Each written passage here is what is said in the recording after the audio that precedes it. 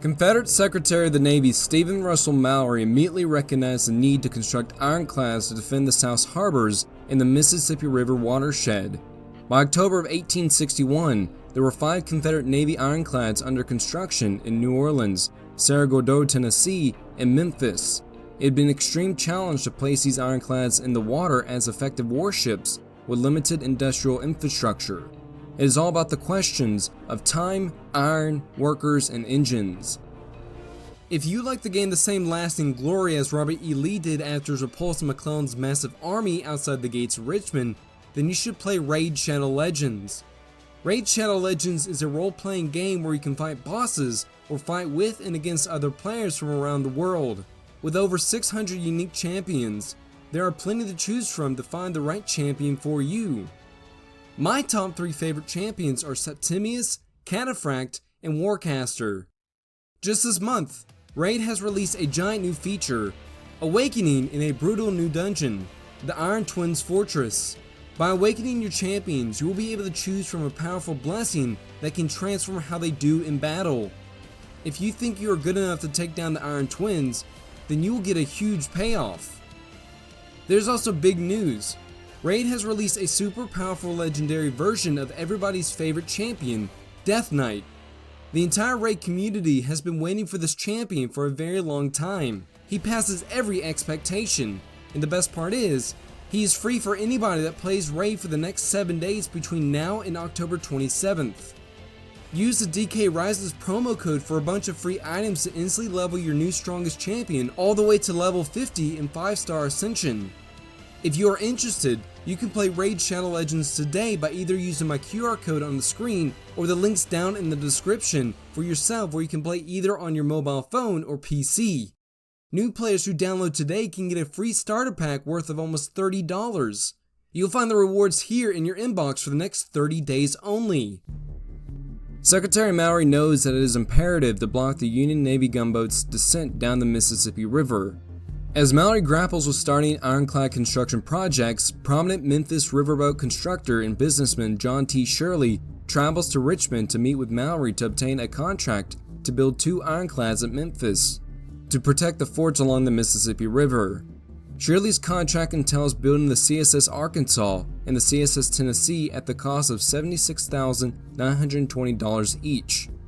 Before leaving Richmond, Shirley consults with Chief Naval Constructor John Luke Porter to gain knowledge of casemate design. Upon returning to Memphis, Shirley and his master builder Primus Emerson have to find a proper site to build the ironclads. Memphis was once the site of the Memphis Navy Yard. Matthew F. Mallory have advocated for its establishment, and the yard was constructed in 1844, producing only 1 ship. The Memphis Navy Yard was deactivated and sold in 1854. Shirley selects a site near Fort Pickering. This fort is built atop prior fortifications dating back to the 18th century. It mounts 55 guns. The building site is below the bluff upon which the fort is situated. Since Shirley has to build sawmills, drill presses, and other production facilities, construction of the 2 ironclads does not begin until October of 1861. Work is delayed by material and labor shortages. One of Shirley's biggest problems is finding manpower to build his ironclads. It is reported that sometimes he has 120 workmen, and other times only 20. The executive officer of the Arkansas, Lieutenant Henry K. Stevens, wrote that the work goes on very slowly, and it seems impossible to get it done any faster. Shirley is supposed to have the 2 ironclads completed by December of 1861. However, the Arkansas is half finished, and the work on the Tennessee has only just begun. Stevens noted, "She is such a humbug and badly constructed. Time is quickly running out for Shirley's yard." He advises General Beauregard that one of the boats will surely be ready in 15 days and the other in 30 days. The next day, April 26, New Orleans is captured, and Flag Officer David G. Farragut heads his fleet upriver. Furthermore, Flag Officer Charles H. Davis's Western Flotilla of river ironclads and rams are steaming toward Memphis after the capture of Island No. 10. Accordingly, Secretary Mallory names Commander Charles H. McBlair as commander of the CSS Arkansas. The incomplete CSS Tennessee is burned on the stocks as McBlair commissions a steamer Capital to tow the ironclad in a barge filled with machinery, iron bars, guns, and other materials up the Yazoo River to Yazoo City. Fears that the Federal fleet might enter the river prompts Commander McBlair to move the Arkansas upriver to Greenwood, Mississippi on May 7th. Commander McBlair is noted for his lethargic leadership, and indeed, work languishes on the Arkansas while anchored off Greenwood. The town's citizens telegraphed Mallory, as does General Beauregard, complaining about McBlair and wishing to have a more energetic officer assigned to the project. Mallory quickly complies and details Lieutenant Isaac Newton Brown to command the Arkansas. Lieutenant Stevens is startled by Brown's arrival on May 24th, noting, "Today I was astonished to see Lieutenant Ian Brown come on board and show an order from the Secretary to take command of the Arkansas." Commander McBlair claims to have been insulted by Brown, and the former commander returns to Richmond. Isaac M. Brown was from Kentucky and joined the U.S. Navy as a midshipman in March of 1834. He fought during the Mexican War. Brown resigned his commission to join the Confederate Navy in April of 1861. Lieutenant Brown was immediately sent to the Mississippi region. He was given command of the CSS Arkansas as he was known to be full of energy and drive. He was determined to get the Ironclad ready to strike at the enemies of my country and of mankind, that I will hit them hard when ready. When Brown assumes command of the Arkansas, the Ironclad is a mess. Guns, machinery, supplies, and railroad iron are haphazardly strewn about the ship. Brown quickly moves the warship to Yazoo City as the river is falling. The town is a pre-war cotton port and has steamboat repair facilities available for Brown's use. There are several insubordinate workers, and Brown has them all arrested and thrown into jail. The lieutenant recruits workers, and 200 soldiers are detached for the project from the local army unit. Plantation owners volunteer their enslaved workmen. Brown also borrows blacksmith tools and forges from the same plantations to fabricate fittings, bolts, and machinery parts. The men work 24 hours a day, 7 days a week. While Lieutenant Brown will have continuous problems recruiting workers and crew members, the Arkansas's commander secures some of the finest officers in the Confederate Navy to oversee his crew. All of these men have difficult duties. The engine system is erratic. Gun crews are soldiers in need of training to work heavy naval cannon, and the men willing to be coal heavers and firemen work in extremely dangerous conditions. The Arkansas has a cast iron ram and carries a battery 10 guns, a modification from the original design. The Ironclad is designed with a traditional keeled hull. The casement has vertical sides with the fore and aft faces sloped at a 35-degree angle. This design features enable the Arkansas to steam out into the Gulf of Mexico. The vertical sides of the casemate are built of 2 feet of oak logs. The shield's fronts are fabricated of 12-inch oak squares topped by nailed oak planks. The casemate is further backed by a 20-inch thick pressed cotton backing held in place by wooden planking. Between the gun ports, there is a wooden bulkhead. Furthermore, there is an acute lack of iron to clad the Arkansas entirely. The casemate's stern is covered with 1-inch boiler plate for appearance sake. The pilot house is built of 2 layers of 1-inch iron bars with small slits that make it difficult for the pilots to see the channel and shoals. The fore and aft decks are unarmored. The broadside gun ports are cut to allow the guns to traverse and are protected by hinged iron shutters. The fore and aft gun ports give the guns little visibility and traverse as they are cut in the shape of an oval. These ports are protected by iron collars from which the guns can protrude. The engines are installed, however, they are still not operating correctly. The pistons would often hang up and have to be pried into position to start the engines. Workmen toil rapidly to correct numerous issues. One major problem that is discovered and cannot be resolved is that the ventilation into the casemate and engine rooms is totally inadequate. To make conditions worse, the boilers are uninsulated. Somehow, Brown has achieved the unachievable and nearly finished the vessel. After 5 weeks, the Yazoo River is beginning to fall. Lieutenant Brown has much arduous work to finish the Ironclad, but the ship has to be moved. Brown descends the Yazoo down to Liverpool Landing. The workmen continue to labor intensely on the gunboat en route to the landing. When Brown reaches the landing on June 26, he witnesses the burning hulks of the ram CSS General Polk and gunboat CSS Livingston. Then news arrives at the landing of Union ships entering the Yazoo River earlier that day. Work continues on the Ironclad during its stay at Liverpool Landing to get the Ironclad ready for its highly anticipated strike at the Federal fleet. Major General Earl Van Dorn, having recently taken command of Confederate defenses at Vicksburg, is extremely worried about the two Union fleets converging on the city, commanded by Flag Officer Farragut and the other by Flag Officer Charles H. Davis. He writes to President Davis requesting operational command of the Arkansas, which is quickly given to Van Dorn.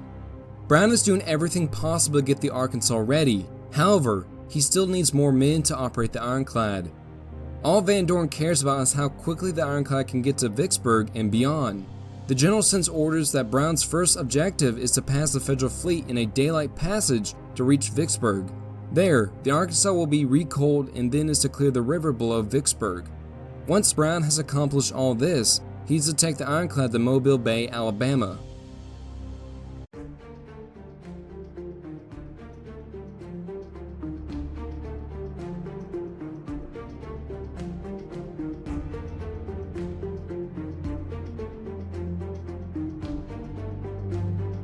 By June 26, Flag Officer Farragut passes the Vicksburg batteries. He then joins the Flag Officer Davis's Western Flotilla. The unified naval force has overwhelming superiority and controls most of the river. Davis has the city-class river ironclads USS Benton, Carondelet, Louisville, St. Louis, Essex, Cairo, and rams like the USS Queen of the West and the timberclads such as the USS Tyler.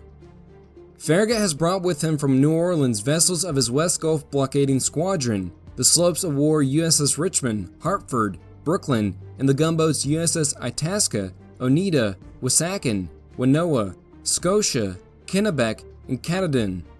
This is a formidable fleet that the CSS Arkansas has to pass before reaching Vicksburg.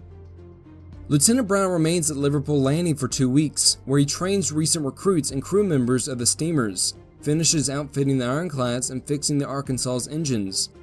Once a passage is cut through the raft barrier on July 12th, Brown takes his ironclad downriver to Sartasha, Mississippi. He then trains his gun crews. 2 days later, it is discovered that a steam leak has wet the gunpowder in the forward magazine. The crew has to take out all the gunpowder out of the magazine and lay it on tarps to dry in the sun. Once the Arkansas is reloaded with dry powder, Brown steams his vessel to Haynes Bluff, arriving by midnight. The Arkansas's commander plans to strike the Federals at dawn, anchored in the Mississippi River. As the Arkansas begins its strike against the Federal fleet, Brown calls his officers together and says, "Gentlemen, in seeking the combat as we must win or perish. Should I fall, whoever succeeds to the command will do so with the resolution to go through the enemy's fleet or go to the bottom. Should they carry us by boarding, the Arkansas must be blown up. On no account must you fall into the hands of the enemy. Go to your guns." Both Flag Officer Farragut and Davis have heard rumors of the Arkansas being in the Yazoo River. Farragut does not think that the Confederate ironclad will ever be finished. Nevertheless, they agree that a reconnaissance should be made of the Yazoo by the ram Queen of the West under Lieutenant Colonel Charles R. Ellet, son of the fallen Colonel Charles Ellet Jr. The timberclad USS Tyler, which is led by Lieutenant Commander William Gwynn, and the ironclad USS Carondelet, commanded by Captain Henry Walk.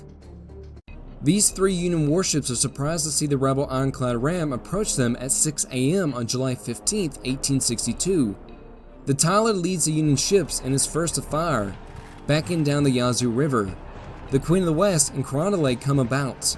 Captain Walk, who had served with Brown before the war, is criticized for this action instead of heading bow first towards the Arkansas. He rebukes the complaints about his actions. Being a stern-wheeled boat, the Carondelet required room and time to turn around. To avoid being sunk immediately, she turned and retreated. I was not such a simpleton as to take the bull by the horn to be fatally rammed. If I had continued fighting, bows on, in that narrow river, a collision, which the enemy desired, would have been inevitable and would have sunk the Carondelet. Lieutenant Brown heads his ironclad directly at the Carondelet in hopes to ram the Union vessel. The Tyler and Queen of the West turn about to support the ironclad, and the timberclad Tyler draws the first blood of the engagement when a Confederate sailor foolishly pokes his head out of a gun port and is decapitated by a shell from one of the Tyler's 8-inch guns. The Arkansas retaliates by sending a shell into the timberclad's engine room, killing 9 men and wounding 16. The Arkansas's 64-pounder Columbiad recoils off its carriage, taking 10 arduous minutes to remount. Meanwhile, Brown is closing in on Walk's ironclad and nears to within 50 yards of the Carondelet. Shells and saw shot from the Arkansas are penetrating the Union ironclad's poorly armored stern. Walk orders his ship to reverse course so that the Arkansas cannot ram the Chronolay. 8 64-pounder shells have pierced the Chronolay's casemate, and one of the shots have cut the vessel's steering ropes, forcing the Union ironclad aground. As the Arkansas passes the Chronolay, a full broadside is fired into the stranded Union ship. Lieutenant Brown decides not to continue to bombard the Chronolay, instead opting to head straight for the Mississippi River. The Arkansas is now fighting a running battle with the Tyler. The Timberclad's commanding officer, Lieutenant Commander Gwynn, knows his ship is no match for the Confederate Ironclad and is in danger of being rammed. The vessel's stern 30-pounder rifle is executing serious damage despite keeping 200 to 300 yards ahead. One shot hits the casemate, knocking Lieutenant Brown unconscious. Another shell smashes through the poorly armored pilot house, breaks off the forward rim of the wheel, and mortally wounds the Yazoo River pilot. Brown, who spends much of the action atop the casemate, has his head grazed by a sharpshooter's Manet ball. The Tyler continues to pump shells into the hull of the Arkansas. The smokestack is punctured several times, and shells sever the breeching, the connection between the stack and furnaces. The damaged stack weakens the Ironclad's draft for its boilers.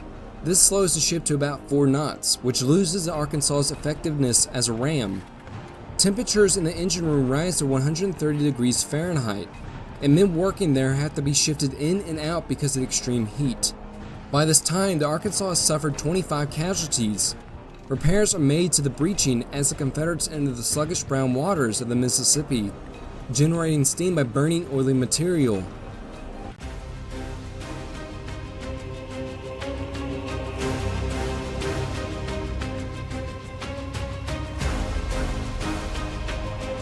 The fleets of Farragut and Davis are anchored halfway between the mouth of the Yazoo River and Vicksburg.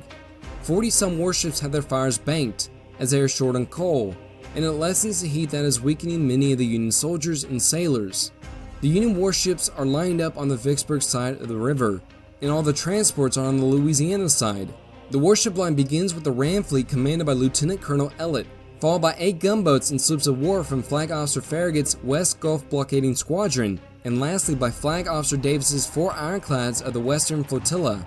While this fleet hears the cannon firing at the Yazoo River, Davis thinks that most of us came to the conclusion that the firing was upon guerrilla parties. Some ships think that a fight might be imminent as the USS Benton gets upstream and Hartford's crews begin preparing the guns for action, all without orders. At 7:15 a.m., the Union lookouts see the Queen of the West and the Tyler rapidly steaming toward the anchored fleet, followed by the CSS Arkansas. Lieutenant Brown, worries about the ship's speed, decides to keep his ship as close to the anchored Federal men of war as he can. The Arkansas passes the rams without incident. However, when Brown's ironclad comes abreast of Farragut's wooden ships, the ship's gunners open fire with a full broadside as they do not wish to miss, and then carefully strike the Union transports and hospital ships. The USS Caneo is the first warship they fire at the Arkansas. The cannonade awakens Farragut. He appears on his deck in his nightshirt and seems much surprised. He watches as the Arkansas slowly steams down the Union line. Numerous broadsides are fired at the Confederate ironclad ram. While most of them glance at the armored hull, 3 do not. A shell from the Hartford breaks through the T-rails, a bale of cotton, and 20 inches of wood before exploding inside the casemate. Shell fragments kill 4 crewmen and wound several others.